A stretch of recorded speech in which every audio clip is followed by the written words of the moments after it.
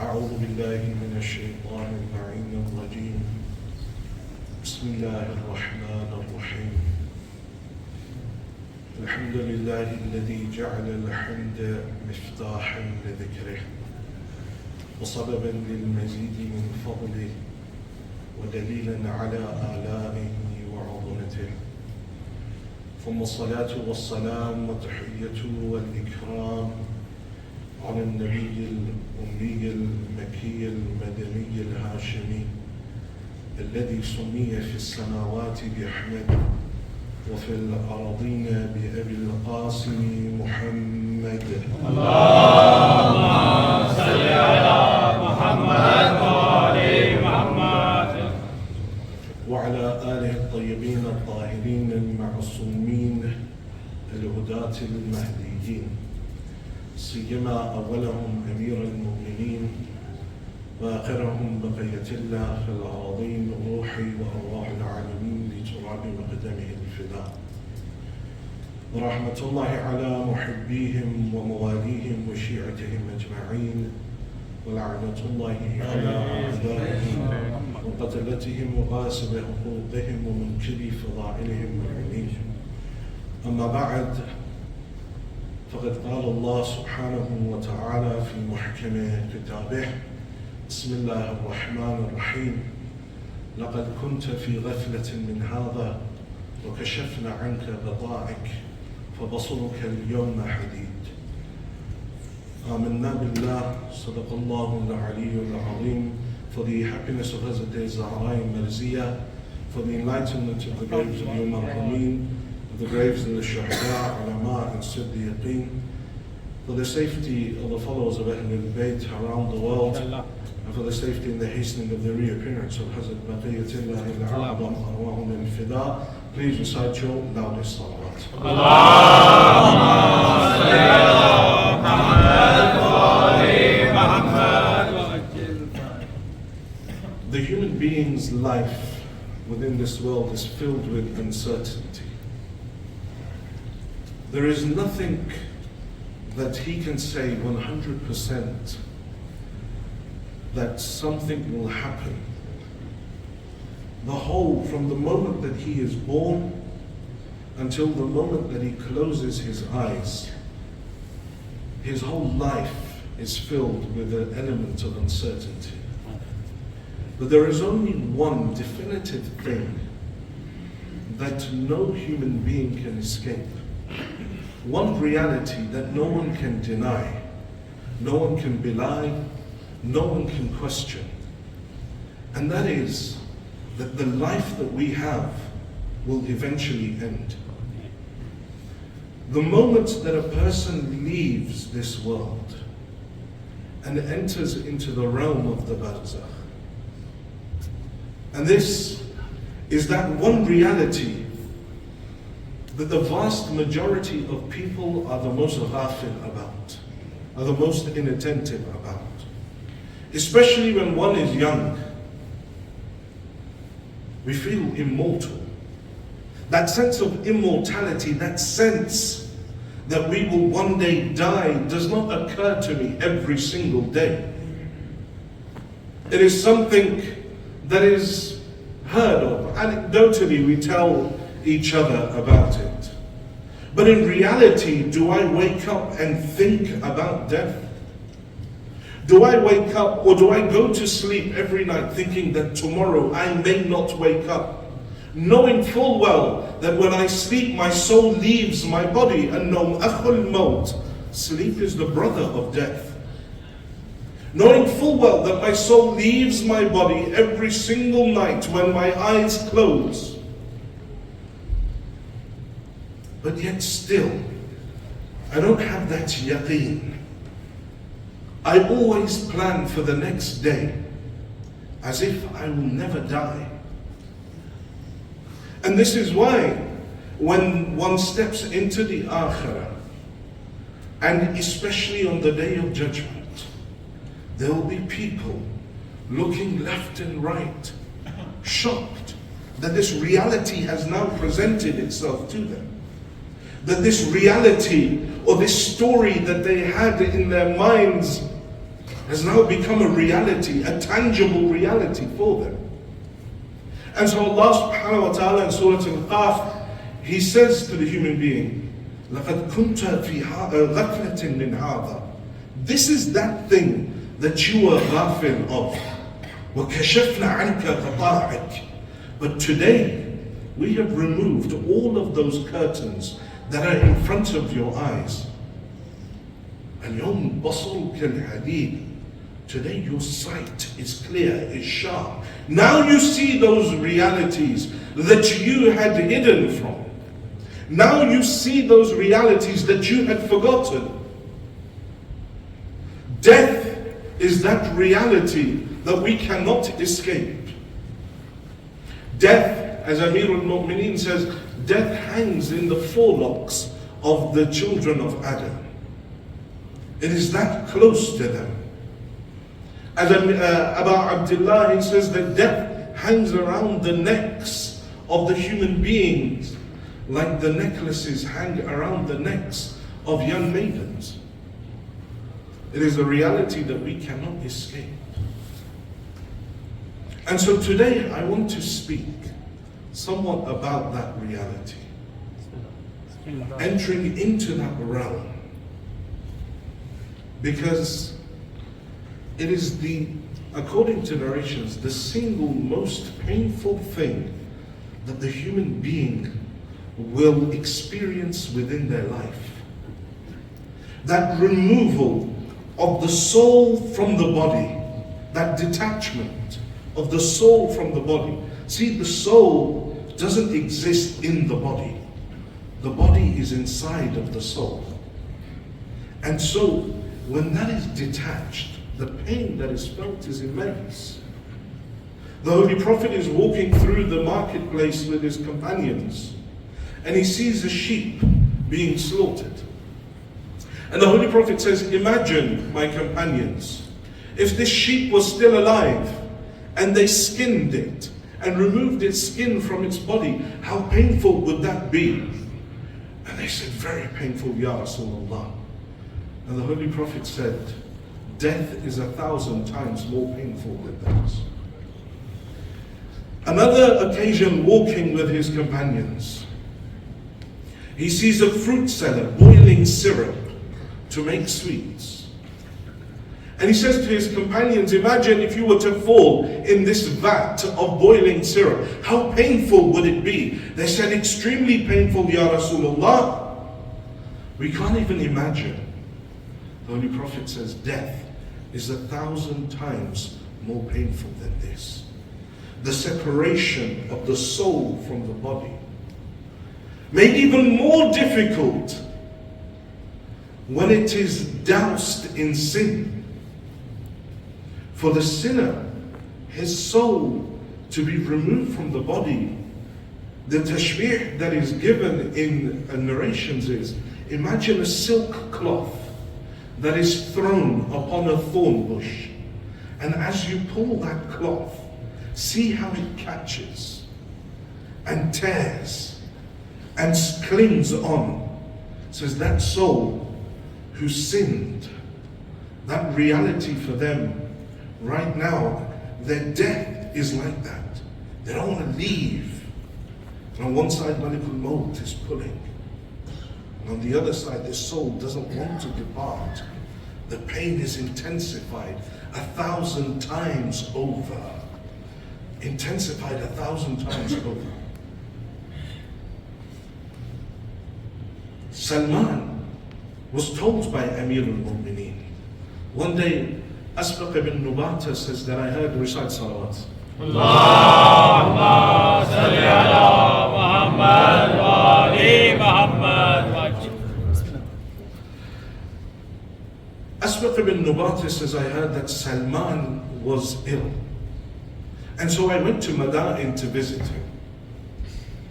He says, I saw Salman and it seemed like Salman was passing through the sakarat, those pangs of death.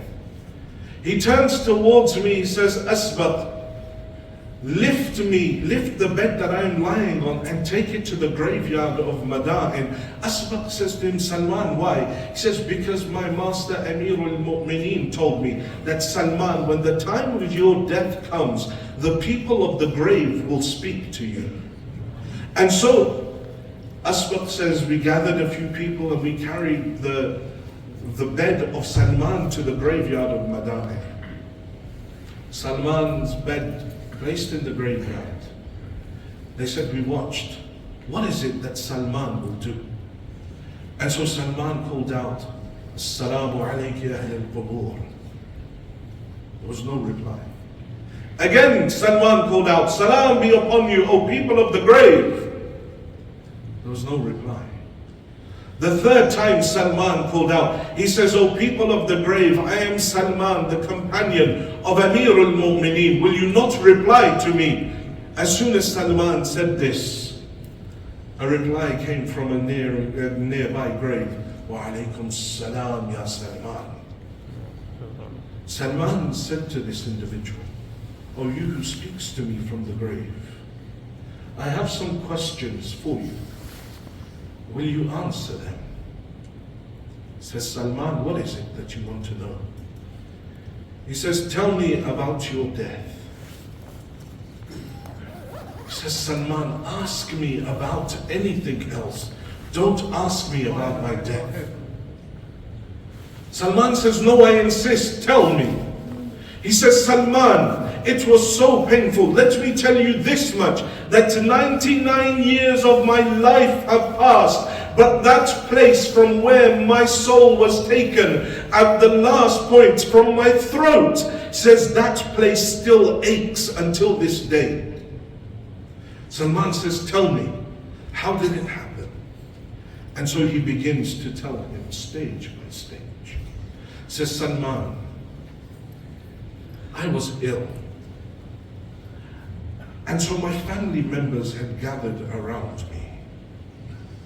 All of them talking to me, some crying, all around me.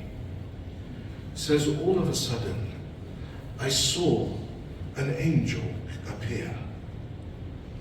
See, when Malakul Maut comes at the time of death, there are two forms that he comes in. There is one form, that's Ibrahim Nabi, when he asked Malakul Maut, show me how it is that you will come and take the soul of a sinner. Malakul Maut said to him, Ibrahim, you may be Nabi Allah, but you won't be able to bear it. He says, no, show me. He says, Ibrahim, you may be Khalil Allah, but you won't be able to bear it. He says, I beg you, show me. He says, Ibrahim, turn around. Hazrat Ibrahim turns his back on Malakul Maut. Then Malakul Maut says, Ibrahim, look back at me. What Ibrahim Khalil saw made him fall unconscious.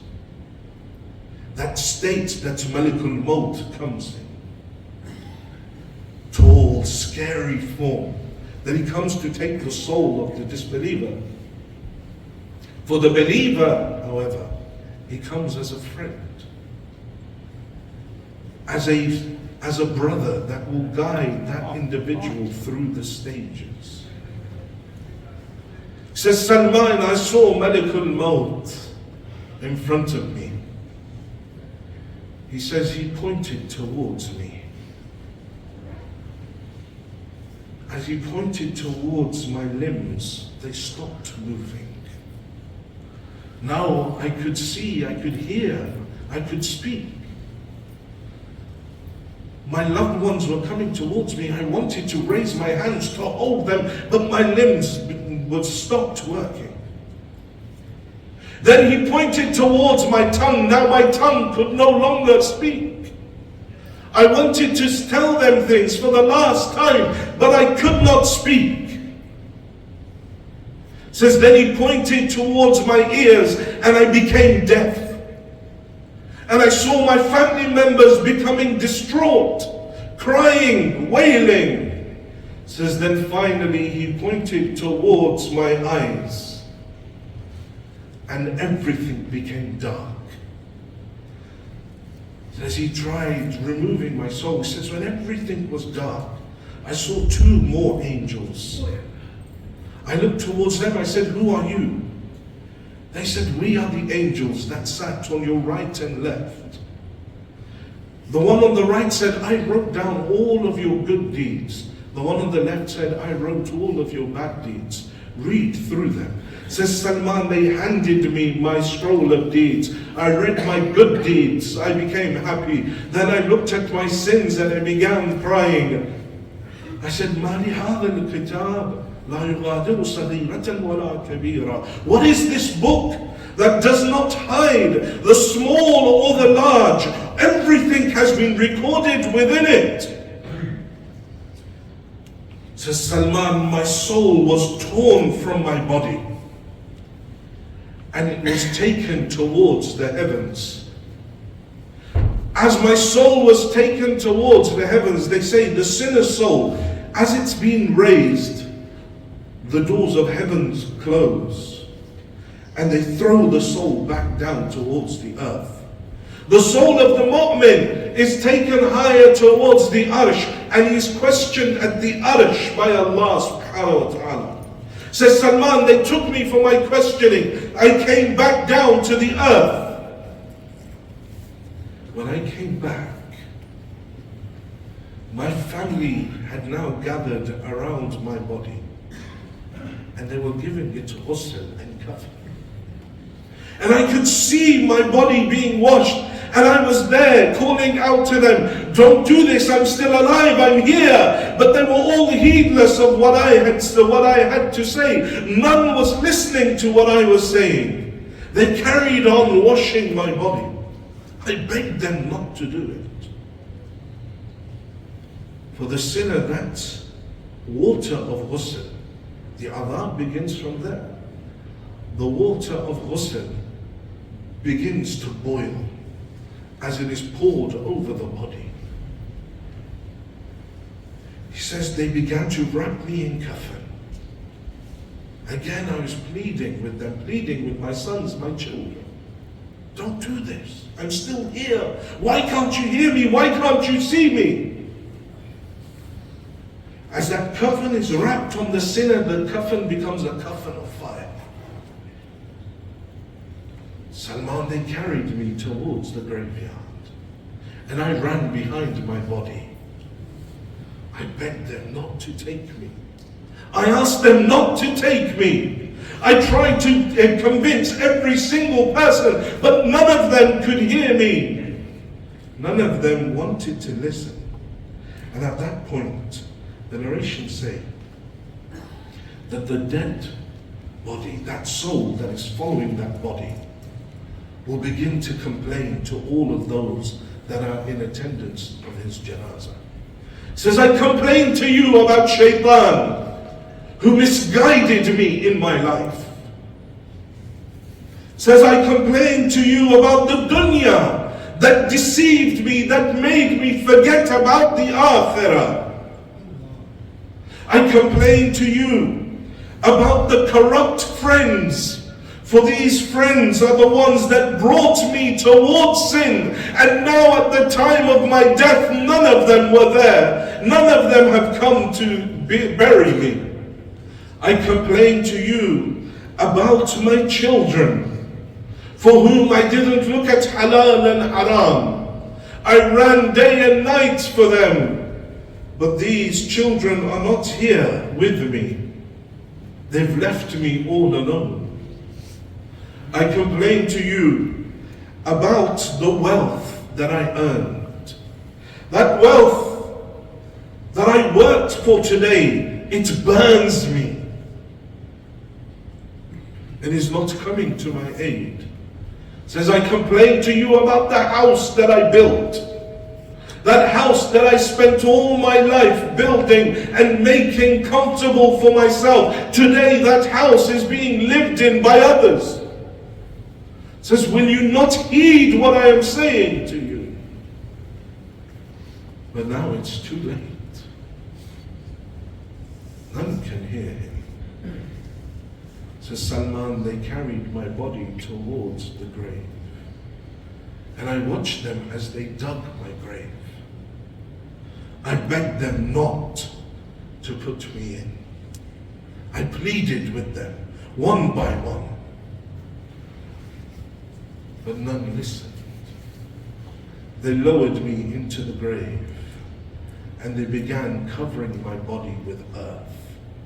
And I watched, and I wept. I begged them, but they carried on. The moment the last part of soil lands on the grave, this soul is thrown back inside the body. Salman, my soul was thrown back inside my body, and I woke up within my grave. And I could hear them saying, let's go, there's nothing that we can do for him now. Let us go home and recite some Quran for him. And from inside I was screaming and begging them, don't leave me. Don't leave me. And I heard their footsteps retreat. And so in my desperation I called out, Ya Allah, please don't leave me in this grave. Let me go back. Let me be a better person. Let me change my life. And from behind me I heard a voice saying, Kalla innaha kalimatun huwa qailuha wa min wara'ihim barzakhun ila yawmin yub'athun. No, they lie. There is no return for them. For now there is a barzakh between them and the earth, ila yawmin yub'athun, until the day that they will be raised. It says, I turned in my grave to see who it was, and I saw an angel standing there. I said to him, who are you? He said, my name is Rumman. He says, Rumman? Who are you? Rumman is the precursor to Munkar and Nakir. In Sahifa Sajadiyah, dua number 3, where Imam sends salams upon the angels, there is a line in there, Salamu ala Rumman. Salam be upon Rumman. He says to him, Rumman, what are you here for? He says, I have been tasked to make you write your whole life's deeds with your own hands. He says, I said to him, Rumman, I don't have any paper. Where will I write? He says, he stepped forward and he rips my coffin. He hands me this part of my coffin. He says, you will write your life's deeds on this piece of coffin. He says, Rumman, I don't have a pen. How will I write? He says, your finger will be your pen. You will write. He says, Rumman, I don't have any ink. What will I write with? He says, your saliva will be your ink. You will write your whole life's deeds. He says, but Rumman, I can't remember my whole life, 70, 80 years that I lived on the earth. What will I write? How will I remember it? He says, you have forgotten, but Allah never forgets. I will dictate to you, you will write. Says he began to make me write my life's deeds, all the good deeds that I had done. And I became happy, writing every single moment of my life on the earth, all the good that I had done. And then he said to me, now write all the evil and the sin that you committed. I will dictate to you. And so he began to dictate to me all of the sins that I had done, all of those movements of my eyes, the movements of my hands, all of those words that I had uttered. He says, I began writing and I began crying.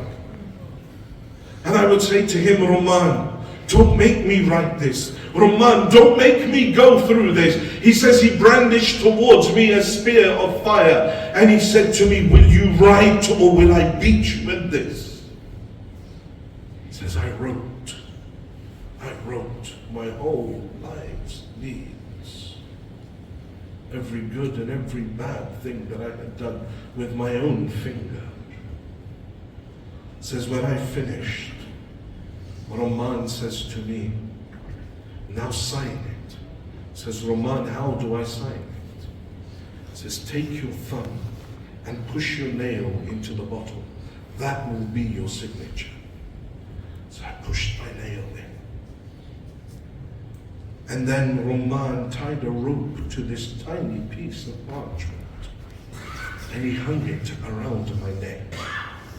Says it was as if the mountains of Mecca had been placed around my neck. I cried out to him, I said, Roman, this weight is breaking my neck. Roman, have mercy on me. He says, did you not read the Quran when you were alive? Where it says that every man and woman shall be raised. Around their neck shall be their scroll of deeds. This is how you will remain. And so Roman says, now wait for Munkar and Nakir to come and question you. And so Roman leaves. If the person was good in their life, as Roman leaves, he tells Munkar and Nakir, go easy. But if the person was evil, had sins, says to him, he is a sinner, do as you please with him. And so then Munkar and Nakir enter into the grave. Says the first thing that Munkar and Nakir, when they entered into the grave, smoke was billowing from them. Their eyes had as if there was fire within them. Tall, scary beings. Says one of them let out a scream. The scream was so loud that my eardrums popped and my ears began to bleed. The narrations say, if the scream of Munkar and Nakir was to be heard by the people upon the earth, everyone would perish. None would survive. It says Munkar and Nakir, they screamed. My ears popped. Blood began to flow. And they came towards me. And they began to ask me questions. But I couldn't answer. The fear had gripped me. I couldn't answer their questions. And they were brandishing maces of fire towards me. The fear had gripped me. I could not say anything. They kept on insisting that I answer, that I reply to their questions. Could not. Says in that moment of desperation I called out. I said, Ya Allah, you help me. Says, and my tongue became untied. And I began to answer their questions. When I answered their questions, they said to me, you are of the good. Rest easy until you are awoken. And they pushed open my grave. And towards it, it went towards into gardens, and I felt the cool air. Salman, hearing this story, he recites the Shahadatain, he lays back, and Asbaq says, I saw that Salman's soul was taken from his body. But what are those questions that Munkar and Nakir ask? It's the very same questions we tell a dead body when we're reciting talqeen over it. That when those angels come and they ask you, they say to you, then reply this. And if they ask you this, then reply this.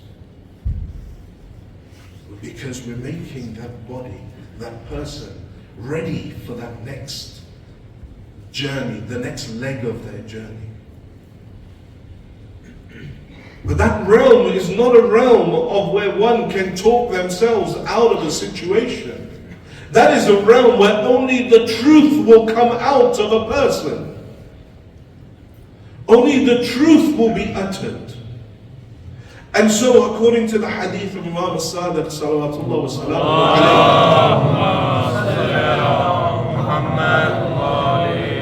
alayhi, says Munkar and Nakir will ask 6 questions and 3. Plus an additional 1. And so the questioner says 10 questions in total. Says no. 6 and 3 and 1. Says the first 6, if they answer correctly, then they're asked 3 more. And if they answer those, then they're asked 1 additional question. What are those questions?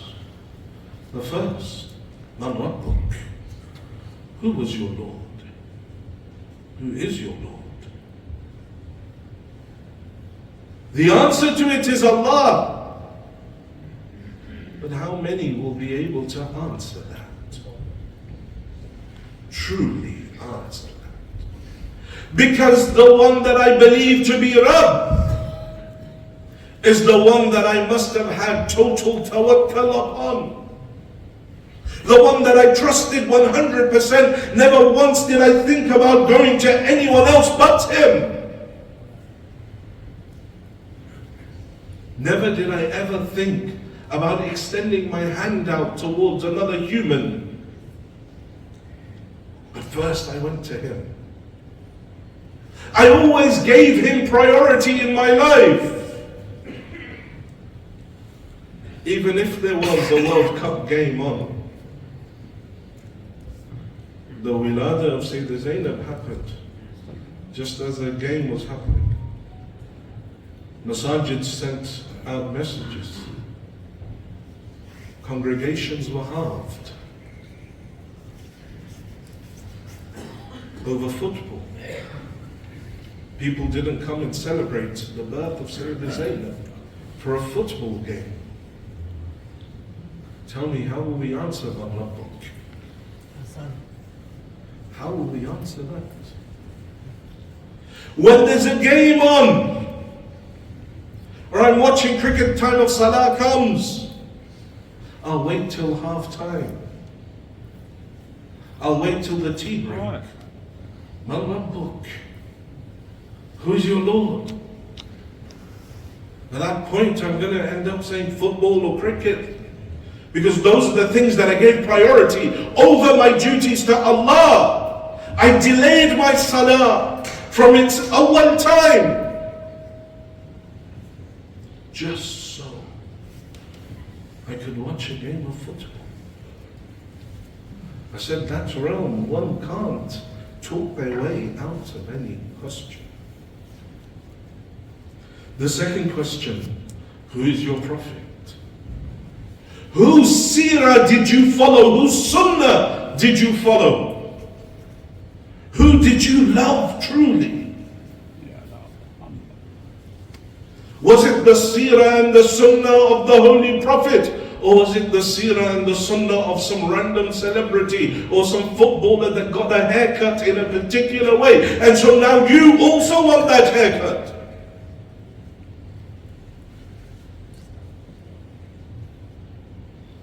That sunnah, that seerah of the Holy Prophet.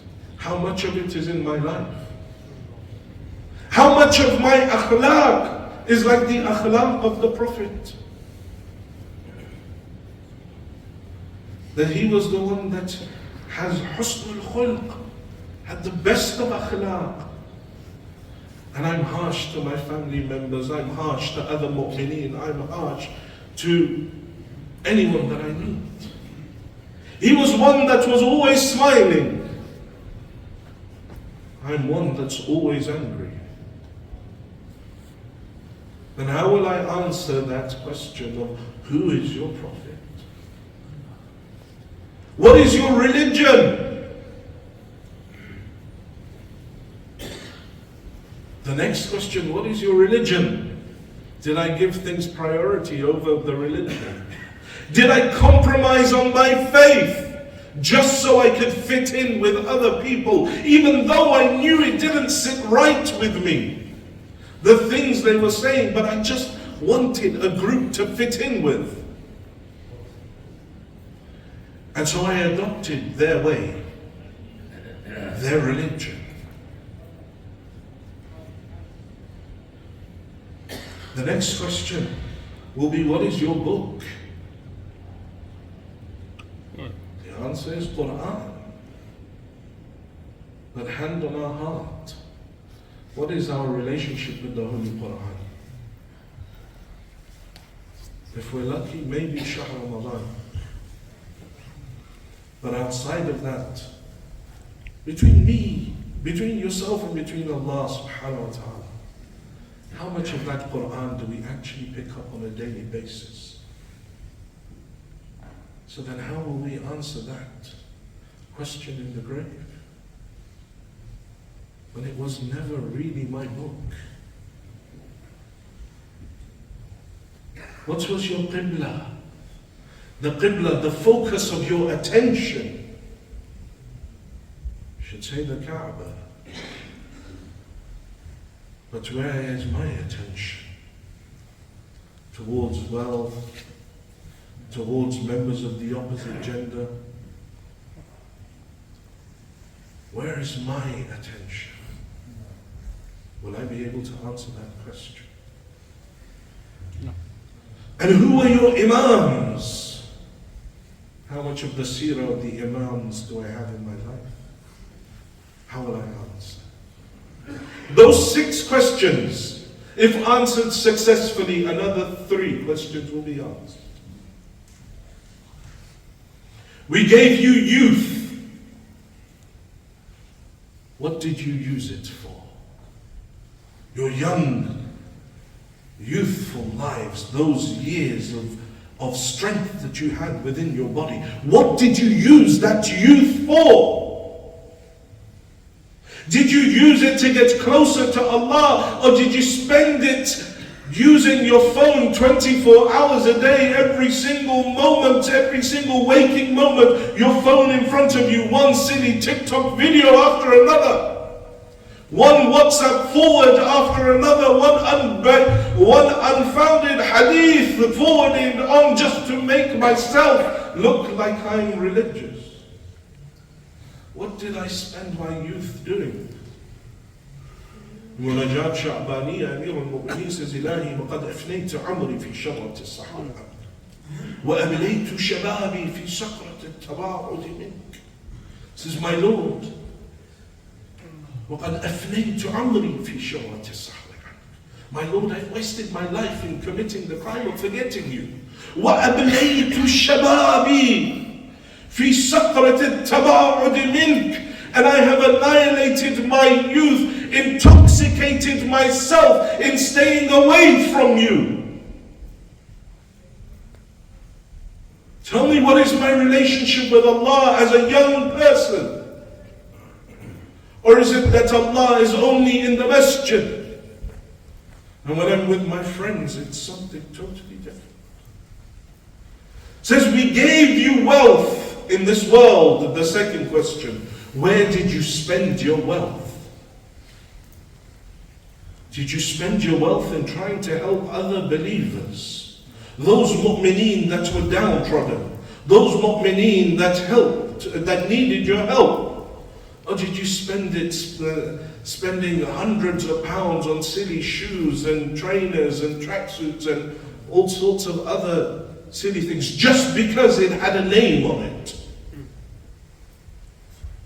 We will be answerable for every single penny that we spent. We gave you ni'mah. Where did you use this ni'mah? We gave you blessings in your life. The blessings of a home. We gave you the blessings of family. We gave you the blessings of safety. We gave you the blessings of children. We gave you all of these blessings. What did you do with them? How did you use them to get closer to Allah? What did you do with those ni'mah that we gave you? After these questions have been asked, there is one question that will be asked. And it is this one question that even if a person is, let's say, slightly heading towards hell through their questioning, if they can answer this question correctly, it can be the reason for their salvation. And that is, this question is, and what of your wilayat of Ali ibn Abi Talib?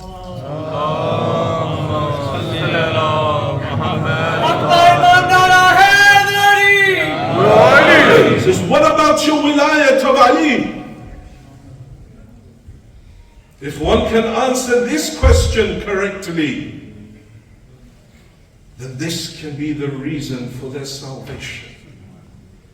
That yes, I fell short, but I tried to be the best Shia of Ali that I could. And if I genuinely in my heart am trying, then this will be my salvation.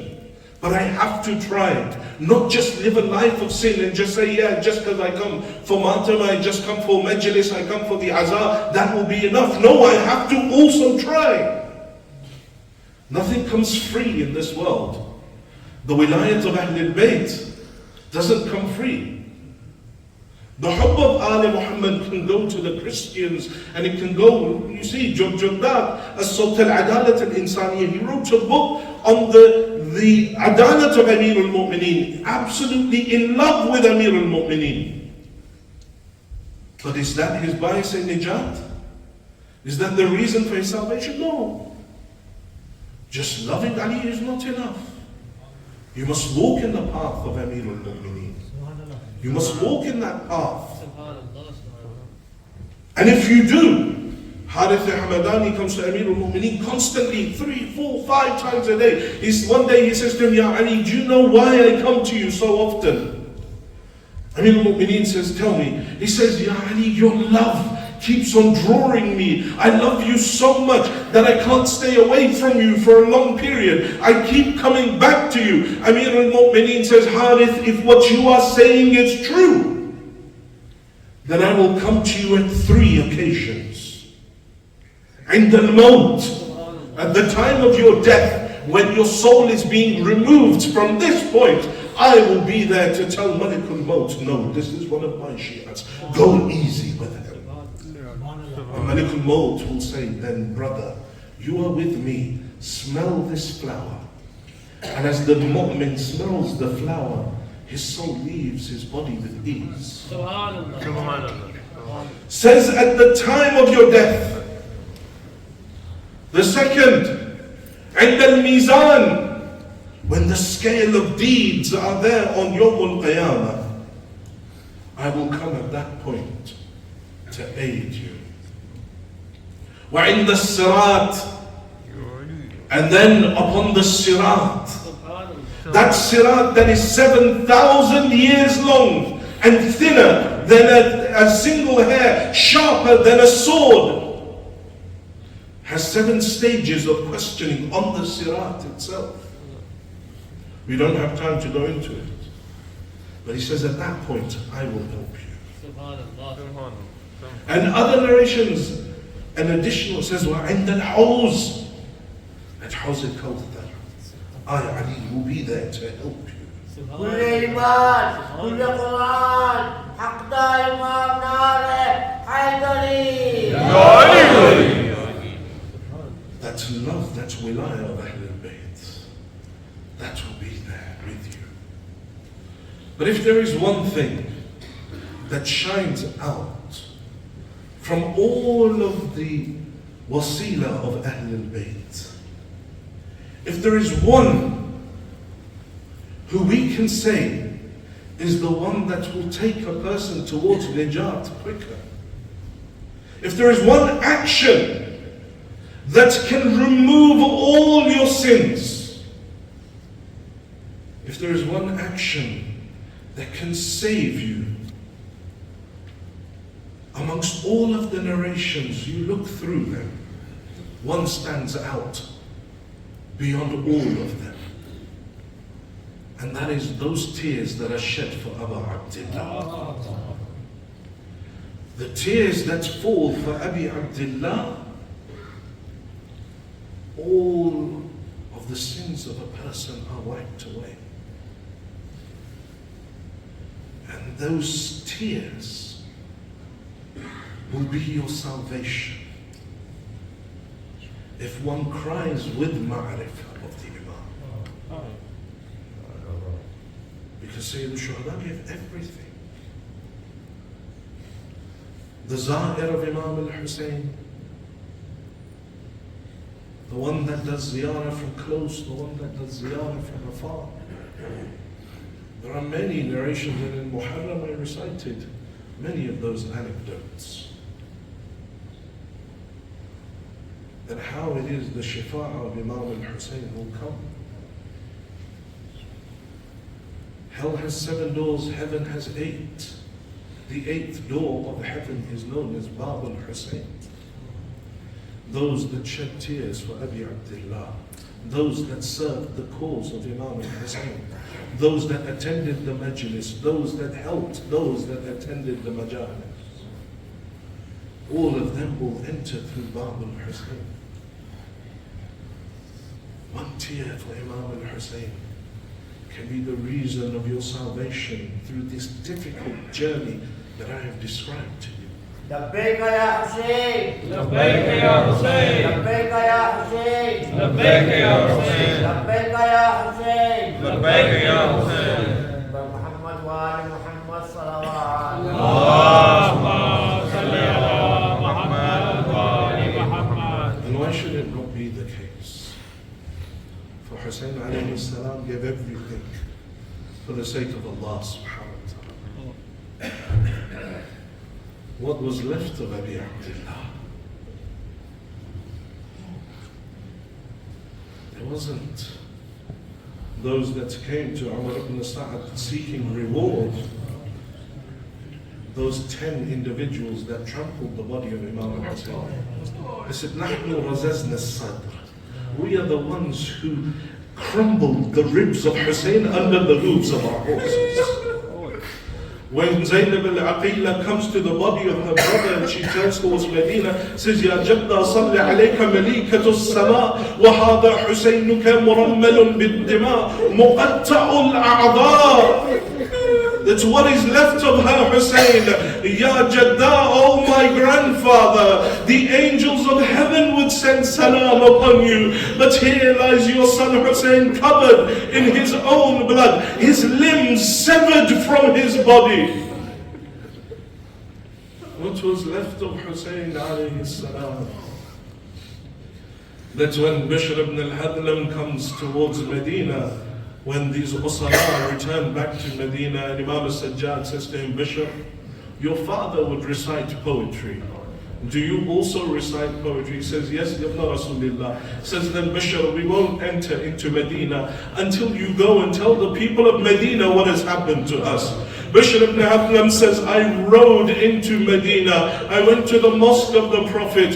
He calls out loudly, Ya Ahla Yathrib la muqama lakum biha. قتل الحسين فأدمعي مضرار الجسم منه بكربلاء مضرج والرأس على القناة يدار. O people of Medina, O people of Medina, Medina is no longer a place for you to remain in. قتل الحسين, Hussein has been killed فأدمعي مضرار, and that's why my tears are falling. الجسم منه بكربلاء مضرج. His body is lying in Karbala, broken. وَالرَّأْسُ عَلَى الْقَنَاةِ يُدَارُ, and his head has been paraded from city to city. As Bishr is standing there, the people of Medina surround him. One lady walks through the people. She comes towards him. She says, Ya Na'i, O person who is calling out, أخبرني عن ولدي الحسين. What news do you have of my son Hussein? He looks towards her and says, who is this lady that is saying Hussein is her son? He asks the people, they say to him, this is al-Baneen, Zawjatu Amir al-Mu'mineen. This is al-Baneen, the wife of Amir al-Mu'mineen. He looks towards her and says, Ya al-Baneen, عظم الله لك العاجب بولدك الجعفر. Oh al-Baneen, accept my condolences for the death of your son Ja'far. She says to him, I didn't ask you about Ja'far. Tell me about Hussein. He says, Ya al-Baneen, عظم الله لك العاجب بولدك Abdullah. One by one he lists the names of her sons.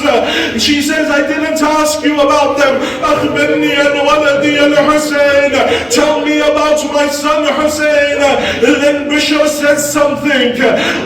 al-Baneen was holding a child in her hand. He looks towards her. He says, Ya al-Baneen, عظم الله لك العاجر بولدك بيتي العباس بقبر العشيرة بالفضل العباس. أم البنين, accept my condolences for the moon of Bani Hashim Abbas has been killed. Al-Bani drops the child from her hand. She holds on to her chest. She says, oh man, you have broken my heart, but I didn't ask you about Abbas. أخبرني عن ولدي الحسين. Tell me about my Hussein. He says to her, Al-Bani, what can I tell you about Hussein? الجسم منه بكربلاء مدرجون. Al-Bani, they ran horses over your Hussein. His limbs became separated.